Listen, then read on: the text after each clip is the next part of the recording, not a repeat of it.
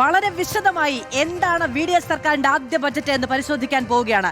എന്തൊക്കെയാണ് പ്രധാന പ്രഖ്യാപനങ്ങൾ എന്നതും പരിശോധിക്കുകയാണ്.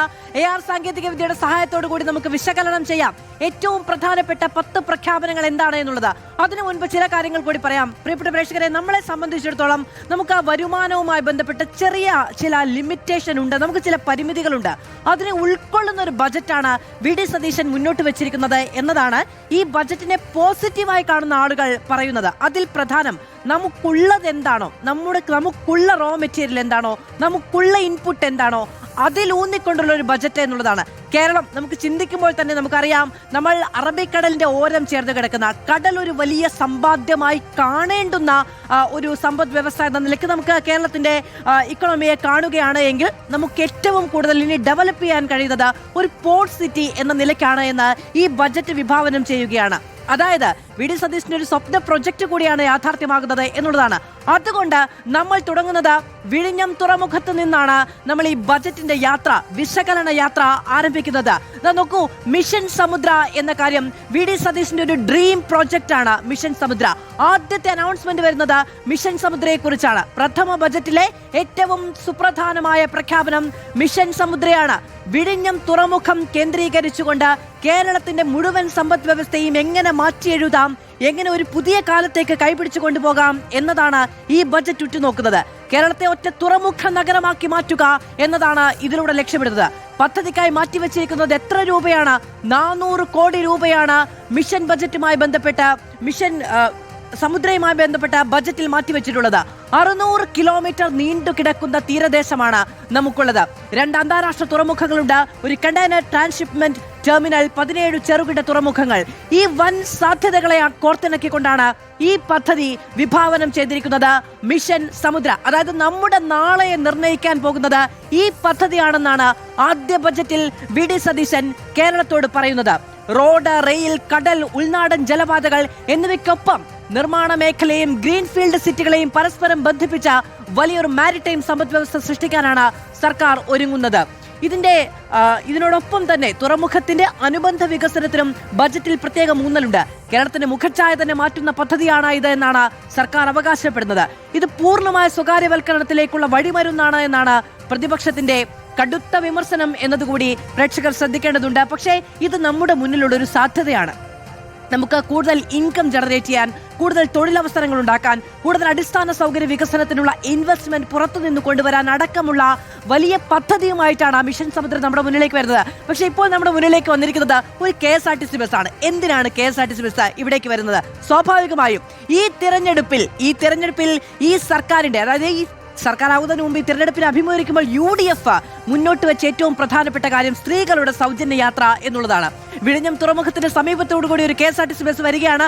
സ്വാഭാവികമായും വികസനം വന്നാൽ മാത്രമേ ഈ ക്ഷേമ പദ്ധതികൾക്കൊക്കെയുള്ള ഫണ്ട് നമുക്ക് ഉണ്ടാക്കിയെടുക്കാൻ കഴിയുകയുള്ളൂ. കാരണം ഒരു പദ്ധതിയും നമ്മൾ പ്രഖ്യാപിക്കുന്നത് പരാജയപ്പെട്ടു പോകാൻ വേണ്ടിയല്ല എന്നത് പ്രേക്ഷകരും അംഗീകരിക്കുമല്ലോ. നമുക്ക് കൂടുതൽ വരുമാനം വേണം. നമ്മുടെ സ്ത്രീകൾക്ക് സൗജന്യ യാത്ര സർക്കാർ നൽകുന്നുണ്ടെങ്കിൽ അത് എല്ലാ കാലത്തും കൊണ്ടുപോകാനുള്ള ശേഷി നമ്മുടെ സമ്പദ് വ്യവസ്ഥയ്ക്ക് വേണം എന്നതൊക്കെ പ്രധാനമാണ്.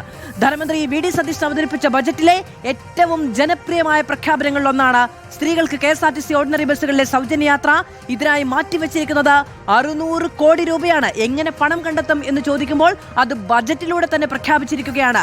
KSRTCയുടെ നട്ടലൊടിക്കുന്ന ഒരു പദ്ധതിയായി ഈ പ്രിയദർശിനി ബസ് സർവീസ് മാറില്ല എന്നതാണ് ബജറ്റിൽ വിഹിതം മാറ്റിവെക്കുന്നതിലൂടെ VD സതീശൻ ഉറക്കെ പറയാൻ ശ്രമിക്കുന്നത് എന്ന് നമ്മൾ മനസ്സിലാക്കണം.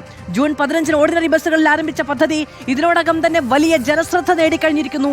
പക്ഷേ കടുത്ത പ്രതിസന്ധിയിലൂടെ കടന്നു പോകുന്ന KSRTCക്ക് ഇതൊരു വലിയ സാമ്പത്തിക ബാധ്യതയാകുമെന്ന ആശങ്കയാണ് ശക്തമായിരുന്നത്.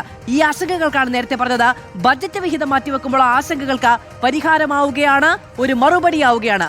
പൊതുഗതാഗതത്തിന്റെ നെടും തൂണായ KSRTCയെ സർക്കാർ ഒരിക്കലും കൈവിടില്ല എന്ന് ഉറക്കെയുള്ള പ്രഖ്യാപനം കൂടിയാണ് ഈ 600 കോടി രൂപയുടെ നീക്കിവെക്കൽ. ഇനി KSRTC ദാ പോകുന്നു. KSRTCക്ക് പകരം എന്താണ് നമ്മുടെ മുന്നിലേക്ക് വരുന്നത്? അടുത്തത് എന്താണ് എന്നത് നമ്മൾ ചോദിക്കുകയാണ്. അപ്പൊ നമ്മുടെ മുന്നിലേക്ക് ഒരു പ്രൈവറ്റ് ബസ് വരില്ലേ? ദാ വരും, ഇപ്പൊ വരും. KSRTC ബസ് പോകുമ്പോൾ പ്രൈവറ്റ് ബസ് വരുന്നത് എന്തുകൊണ്ടാണ് എന്ന് പ്രേക്ഷകർക്ക് അറിയാമോ? KSRTC ബസ്സിൽ സൗജന്യ യാത്ര വരുമ്പോൾ ഈ പ്രൈവറ്റ് ബസ്സുകാർക്ക് വലിയൊരു ആശങ്കയുണ്ട് അല്ലെ? KSRTC വന്ന വഴിയിലൂടെ ഒരു പ്രൈവറ്റ് ബസ് കൂടി കടന്നു വരുമ്പോൾ കടുത്ത പ്രതിസന്ധിയിലേക്ക് സ്വകാര്യ ബസ് വ്യവസായം മാറും എന്ന ആശങ്കയുണ്ടായിരുന്നവർക്ക് ബജറ്റിൽ ഒരു ആശ്വാസ നടപടിയുണ്ട്. പ്രിയദർശിനി പദ്ധതി നടപ്പിലാക്കിയതോടെ വരുമാനമിടിഞ്ഞ സ്വകാര്യ ബസ്സുകളുടെ ത്രൈമാസ നികുതി ഒറ്റയടിക്ക് ഈ ബജറ്റിൽ പകുതിയായി കുറച്ചിരിക്കുകയാണ്. ഇതിന് പുറമെ ടൂറിസ്റ്റ് ബസ്സുകളുടെയും സ്ലീപ്പർ ബസ്സുകളുടെയും നികുതിയിലും ഗണ്യമായ ഇളവ് അനുവദിച്ചിട്ടുണ്ട് എന്നതും പ്രധാനമാണ്. ടൂറിസ്റ്റ് ബസ്സുകളിൽ നിലവിൽ ഒരു സീറ്റിന് ഈടാക്കിയിരുന്നത് 2000 രൂപ 900 രൂപയായി മാറ്റുകയാണ്. 2000 രൂപ 900 രൂപ, പകുതിയിലധികം മാറ്റമുണ്ടാവുകയാണ് എന്നതാണ് പ്രധാനം. സീറ്റ് ഒന്നിന് 3000 രൂപയിൽ നിന്ന് 1500 രൂപയാക്കി പകുതിയായി കുറയ്ക്കാനും തീരുമാനിച്ചിട്ടുണ്ട്. എന്നാൽ ഈ ഇളവുകൾക്കൊപ്പം തങ്ങളുടെ ഭീമമായ നഷ്ടം നികത്താനാകില്ല എന്ന നിലപാടിലാണ് സ്വകാര്യ ബസ് ഉടമകൾ ഇപ്പോഴുള്ളത്. അതിന്റെ കാരണം എന്താണെന്ന് വെച്ചിട്ടുണ്ടെങ്കിൽ ഈ ത്രൈമാസ ഡ്യൂട്ടി എന്ന് പറയുന്നത് അത് 30 ദിവസത്തേക്ക് കുറയ്ക്കുകയാണെങ്കിൽ ഏതോ ഒരു 150 രൂപ അടുത്തേ വരികയുള്ളൂ. പക്ഷെ പ്രതിദിനം 3000-ഓളം രൂപയുടെ നഷ്ടം ഉണ്ടാവുകയാണ് KSRTCയുടെ സൗജന്യ യാത്ര നൽകുന്നതിലൂടെ എന്നാണ് പറയുന്നത് ഈ പ്രൈവറ്റ് ബസ് ഉടമസ്ഥർ. അപ്പൊ അതുകൊണ്ട് ഈ ത്രൈമാസ ഡ്യൂട്ടിയുടെ കാര്യത്തിലൊരു കുറവ് വരുന്നുണ്ട്, അത് പരിഹരിക്കാൻ കഴിയില്ല എന്നാണ് പറയുന്നത്. നോക്കാം നമുക്ക്. ഇനി സ്വകാര്യ ബസ് പോയാൽ അടുത്തതായി വരുന്നത് ഒരു ഓട്ടോറിക്ഷയാണ്. ഓട്ടോറിക്ഷയിൽ എന്താണുള്ളത് എന്നതാണ് ചോദ്യം. ഓട്ടോറിക്ഷയിൽ എന്താണുള്ളത് എന്നത് നമുക്ക് പരിശോധിക്കാം. അത് റബ്ബർ ഷീറ്റാണ്. റബ്ബർ ഷീറ്റ് വരുന്നതിന്റെ കാരണം റബ്ബറിന്റെ താങ്ങുവില 50 രൂപയാക്കി വർദ്ധിപ്പിച്ച് 50 രൂപ കൂട്ടിയിരിക്കുന്നു എന്നുള്ളതാണ്.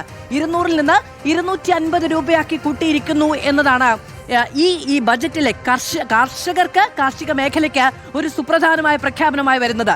റബ്ബർ കർഷകർക്ക് വലിയ ആശ്വാസം നൽകുന്നതാണ് താങ്ങുവില 250 രൂപയായി ഉയർത്തുമെന്ന ബജറ്റിലെ പ്രഖ്യാപനം. നിലവിൽ 200 രൂപയാണ് റബ്ബറിന്റെ താങ്ങുവില. UDF അധികാരത്തിലെത്തിയാൽ ആദ്യ മന്ത്രിസഭാ യോഗത്തിൽ തന്നെ താങ്ങുവില 250 രൂപയാക്കുമെന്നായിരുന്നു കോട്ടയത്തെ തിരഞ്ഞെടുപ്പിന്റെ രംഗത്ത് പ്രചാരണ വേദിയിൽ ഏറ്റവും കൂടുതൽ ചർച്ചയായ രാഹുൽ ഗാന്ധിയുടെ വാഗ്ദാനം. പക്ഷെ ആദ്യത്തെ മന്ത്രിസഭാ യോഗം അങ്ങനെ സംഭവിച്ചില്ല. നയപ്രഖ്യാപനത്തിൽ അതിനെക്കുറിച്ച് യാതൊരു പരാമർശവും ഉണ്ടായിരുന്നില്ല. കർഷകർക്ക് അതിനൊരു വലിയ ആശങ്കയും നിരാശയും ഒക്കെ ഉണ്ടായിരുന്നു. പക്ഷേ ബജറ്റ് വന്നപ്പോൾ അത് കൂട്ടിയിരിക്കുന്നു, 250 രൂപയായിരിക്കുന്നു. 250 രൂപ വിലയുള്ള റബ്ബർ ഷീറ്റുകളുമായി ഓട്ടോ പോയിരിക്കുന്നു. ഇനി അടുത്തത് എന്താണ്?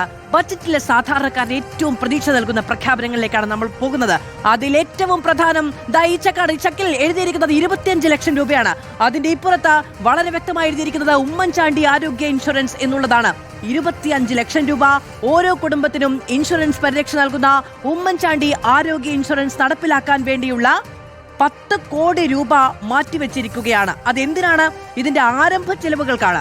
ആരംഭ ചെലവുകൾക്കായി ഈ ബജറ്റിൽ 10 കോടി രൂപ വകയിരുത്തിയിട്ടുണ്ട്.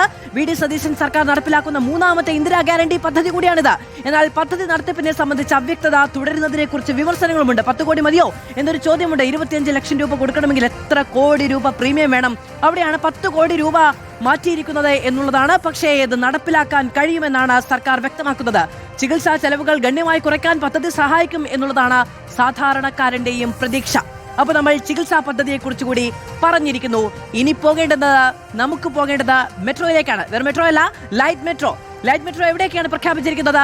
തലസ്ഥാനത്തും കോഴിക്കോട്ടും ലൈറ്റ് മെട്രോ പദ്ധതി ഓടിത്തുടങ്ങും എന്നുള്ളതാണ് ഇപ്പോൾ ഈ ബജറ്റിലൂടെ പ്രഖ്യാപിച്ചിരിക്കുന്നത്. പക്ഷേ ഈ ലൈറ്റ് മെട്രോയുമായി ബന്ധപ്പെട്ട പ്രഖ്യാപനം ആദ്യമല്ല കേട്ടോ. പക്ഷെ ഇങ്ങനെ നല്ല നൈസായിട്ട് ഇത്ര സുന്ദരൻ ലൈറ്റ് മെട്രോ സർവീസുകൾ കോഴിക്കോടും തിരുവനന്തപുരത്തും ഉണ്ടാവുകയാണെങ്കിൽ ആ മേഖലയുടെ ഗതാഗത പ്രശ്നങ്ങൾക്ക് ഒരു വലിയ പരിഹാരമാകും എന്നതാണ് വലിയ ആശ്വാസം. ഗതാഗത കുരുക്കിന് പരിഹാരമാകുന്ന ലൈറ്റ് മെട്രോയാണ് കോഴിക്കോടും തിരുവനന്തപുരത്തും വരുമെന്ന് പ്രഖ്യാപിക്കപ്പെടുന്നത്.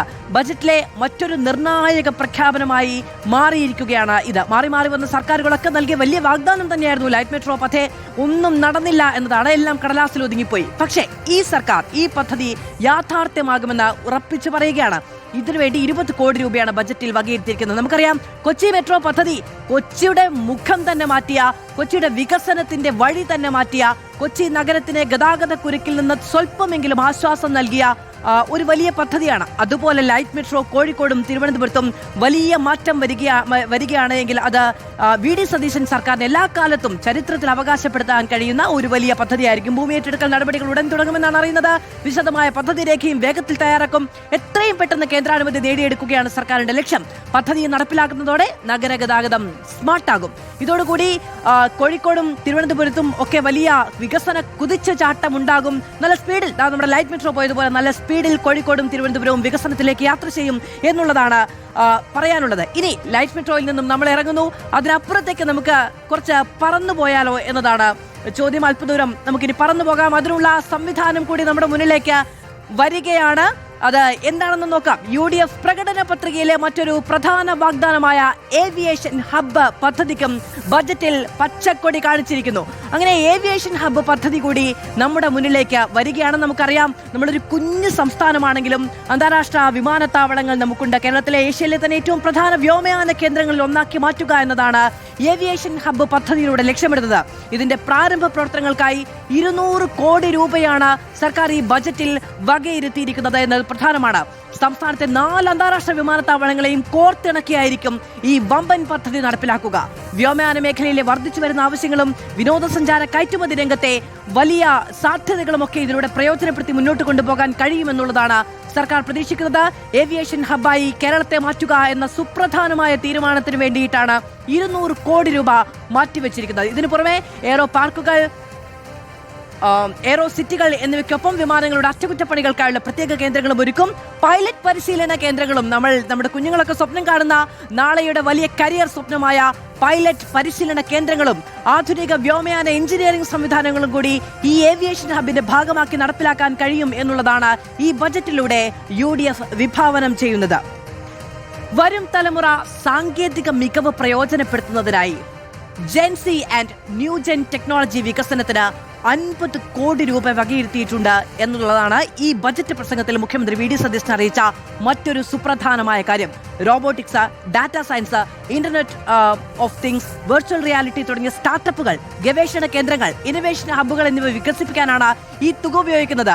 മലയാള ഭാഷയുടെ വികസനത്തിനായി മലയാളം AI സംരംഭം ആരംഭിക്കുന്നതിനായി 10 കോടി രൂപ വകയിരുത്തിയിട്ടുണ്ട്. മലയാളം AI മാതൃകകൾ വികസിപ്പിച്ചും ഓപ്പൺ സൈറ്റ് സൗജന്യമായി ലഭ്യമാക്കിയും മലയാളം AI മാതൃകകൾ വികസിപ്പിച്ച് ഭാഷയെ സംരക്ഷിക്കുകയാണ് പുതിയ പദ്ധതിയിലൂടെ ലക്ഷ്യം വെക്കുന്നത്. ജെൻസിക്ക് വേണ്ടി ഈ പദ്ധതികളിൽ എല്ലാം കൂടി ഏതാണ്ട് ഒരു 50 കോടി രൂപ മാറ്റിയിരുത്തിയിട്ടുണ്ട് എന്നുള്ളതാണ്. അപ്പോൾ മുഖ്യമന്ത്രി എന്ന് വിളിച്ചത് വെറുതെ ആയിട്ടില്ല. ജെൻസികൾക്ക് വേണ്ടി വലിയൊരു തുക ഈ ബജറ്റിലും മാറ്റിവെച്ചിട്ടുണ്ട് എന്നുള്ളത് ഒരു പക്ഷേ അദ്ദേഹത്തിന്റെ ജെൻസിക്കിടയിലെ ഈ ഒരു സ്വാധീനത്തെ വർദ്ധിപ്പിച്ചേക്കും. ഇനി നമ്മൾ അടുത്തതായി പോകുന്നത്, നമ്മൾ തുറമുഖത്ത് പോയി, KSRTCയിലേക്ക് പോയി, റബ്ബർ കാർഡിലേക്ക് പോയി, ഏവിയേഷൻ ഹബിലേക്ക് പോയി. ഇനി നമ്മൾ പോകുന്നത് എവിടെയാണ്? നമ്മുടെ മുന്നിലേക്ക് ഒരു കാട് തന്നെ വന്ന് നിൽക്കുകയാണ്. കാട് മാത്രമല്ല, കാടിന്റെ രാജാക്കന്മാർ കൂടി വന്നിരിക്കുകയാണ്. പക്ഷേ അവിടെ നമ്മൾ അനുഭവിക്കുന്ന ഒരു വലിയ പ്രശ്നം ഇത്തിരി ഭീതിയാണ്, അല്ലെ? നമുക്ക് നേരത്തെ എയർപോർട്ടിലേക്ക് പോയി നിൽക്കുന്നത് പോലെ ഒന്നും അങ്ങനെ പോയി നിൽക്കാൻ കഴിയില്ല. ഇതൊരു കാടാണ്. കാട് മനുഷ്യനെ ഭീഷണിപ്പെടുത്തുന്ന സാഹചര്യം കൂടിക്കൂടി വരികയാണ്. ഇന്നും ദൗർഭാഗ്യകരമായ വാർത്തകൾ നമ്മുടെ മുന്നിലുണ്ട്. വന്യജീവി ആക്രമണവുമായി ബന്ധപ്പെട്ട മനുഷ്യജീവൻ പൊലിയുന്നത് തുടർന്നുകൊണ്ടേയിരിക്കുകയാണ് എന്നതാണ് പ്രശ്നം. അതായത് ഞാനിപ്പോൾ നിൽക്കുന്ന ഈ കാടും തമ്മിലൊരു അതിർവരമ്പ് വേണം. അവരിങ്ങോട്ട് വരില്ല എന്ന് നമുക്കൊരു ഉറപ്പും വേണം.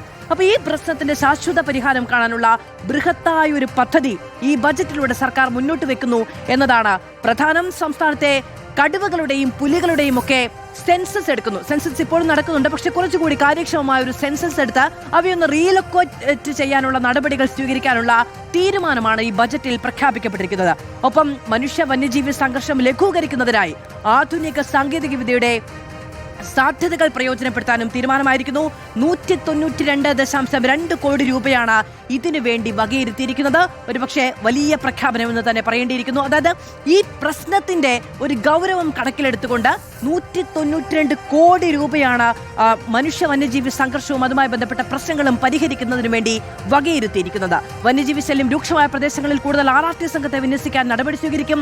വനം വന്യജീവി സംരക്ഷണ പ്രവർത്തനങ്ങൾക്ക് 241.8 കോടി രൂപ വകയിരുത്തിയിട്ടുണ്ട് എന്നതും ഈ ബജറ്റിന്റെ സവിശേഷതകളാണ്. അപ്പോൾ നമ്മൾ 10 മേഖലകളാണ് ഇത്രയും നേരം ഈ AR സാങ്കേതിക വിദ്യയുടെ സഹായത്തോടു കൂടി 10 മേഖലകൾ. എവിടെയൊക്കെയാണ് ഈ ബജറ്റ് ഊന്നുന്നത്, എന്തൊക്കെയാണ് ഈ ബജറ്റിന്റെ സംഭാവന, എത്ര കോടി രൂപയാണ് അതിനുവേണ്ടി വകയിരുത്തിയിരിക്കുന്നത് തുടങ്ങിയ കാര്യങ്ങളൊക്കെയാണ് പരിശോധിച്ചത്.